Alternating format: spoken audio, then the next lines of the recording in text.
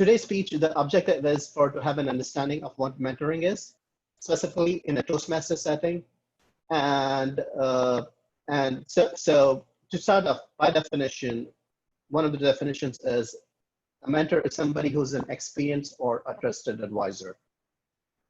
People talk about three things when it comes to mentoring. That is, they could be a consultant.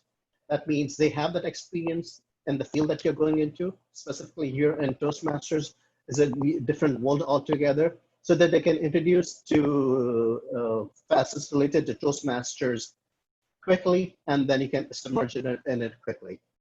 Counselor, in the sense that we all need somebody to listen to us or somebody to talk to us, and they can basically give you feedback based upon what your interests are or where you need help with. They definitely have to have the third C as well, that is a cheerleader. We all talk about getting feedback which is constructive, but at the same time, we need somebody who's going to have our back and be on our side and cheer us all through this journey. So we want to know, for start off with, why is mentoring important? It's important for the mentee side in the sense that if they have a smooth transition, they start off with the get-go. They can learn from the mentor. You know, the mentors have some experience in that context as to, what are the common issues that one can have, so they can guide you in that direction. For the mentor, why is this important? It's important for you in the sense that it gives you an opportunity to learn by teaching. I mean, in med school, as Marcus would say, you see one, you do one, you teach one. So that's one of the ways of looking at it as a mentor. When you teach somebody, when you're helping your mentee, you're definitely helping them out, helping yourself in that sense as well. What are the things that we can teach a mentee in a Toastmasters setting? When I first heard about Toastmasters, you know, even before I came to the Toastmasters meeting, what I heard was there's a place called Toastmasters where you go to give speeches. And that's what I had heard. Little did I realize that there's so much more that goes into it. One of the key things I do know we and Shane talk about in our room about being into sports. But Toastmasters is the ultimate team sport, in the sense that when I'm speaking, I have a whole bunch of evaluators who are helping me in this endeavor. So this is when I speak, others help me. When others are speaking, I give them feedback. So this is an ultimate team sport, which is really unique to Toastmasters. Second thing one can get lost is among the pathway. I know I was lost, and this is something that you can definitely help your new mentee with it. Then there are speech contests. In my previous life, I used to dance, and I used to go to dance competitions as well. But when it comes to a speech competition, it not makes sense to me at that point. But so that is something that you can talk about as well. Now I would say, hey, do I need to tell all these things to my mentee at the get-go? Wouldn't be too much case of too much information. I would say, yeah. How do you eat an elephant? One bite at a time. You don't have to talk about all these things to your mentee, but these are some of the things that you can talk about. Secondly, when it comes to giving a speech, you can talk about, you know, one of the key issues that can have is coming up with an idea for a speech, or they might need help with during preparation. So those are some of the things that you can talk about. One of the key things that I learned after coming to Toastmasters is it's not a place where you can improve your communication skills, whether it's related to presentation. It also has a big focus on leadership development and And there are several pathways which are focused on leadership development as well. And we can always start small. A general evaluator is the leader of the evaluation team. He's in a way providing guidance for different aspects of it. If you want to take it a little further, you could serve on several committees. That would be for the open house or for the contest that comes along. And then if you want to take a step further, you could potentially be on the board for your club. And you can go further along the way as well, but that's at the very least that you can do within the club setting. And lastly, in this setting, what you can talk about is real world correlation. For me, specifically, I can have a correlation specifically in my real in my personal as well as professional life, how each role can play a part. So those are some of the things that you can talk to your mentee. What are the mentoring checklist? This would be, it's like any relationship, I would say.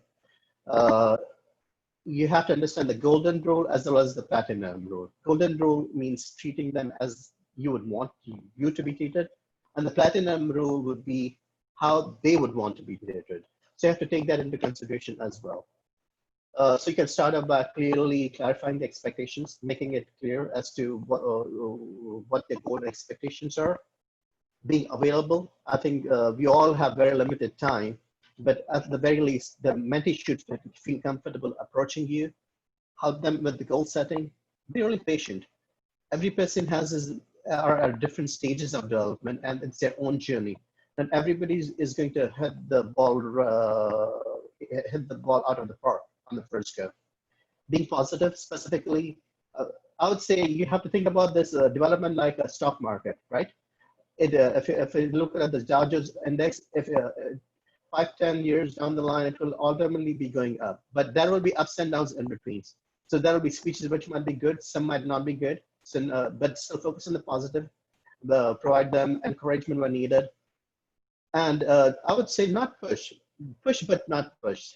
Push in what way means you should encourage them, but don't push them in a way that they feel obligated to do everything as you would want them to say. You definitely want to respect the individuality of the person, give them a few ideas of something that they could work on.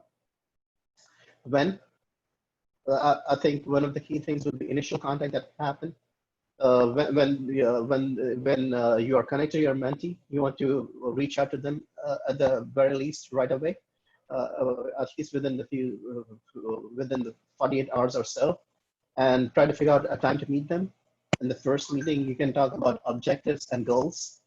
And then you can also determine what the subsequent meetings would look like. How do you want to do it? And it can tailor made based upon both the mentor and the mentee. What would be the mentee checklist? In addition to the understanding what the goals and objectives are, you should definitely want to come with an agenda. And that would really help the mentor out as well so that they can guide it accordingly. So you want to think about it this way, past, present, and future. If you think along those lines, you can definitely have something to talk in terms of agenda. I won't talk about detail about smart goals. Definitely, this has to be specific, measurable, actionable, timely. You have to be proactive as well. Sometimes it's good to reach back to your mentor at times, and also be at times respectful of the mentor's time. Don't be late for a meeting if you schedule something. We all have a limited time, and this is something that they're doing on a volunteer basis. So you might want to respect that as well. And finally, pay it forward. I would say, the reason why I'd like to mentor because people have mentored me when it needed for me. And if you get mentored here, I would suggest pay it forward as well. So in conclusion, we talked about the 3 C's that are important for a mentor, being a consultant, counselor, and the cheerleader. The mentoring, why is it important, both from the mentor as well as the mentee aspect.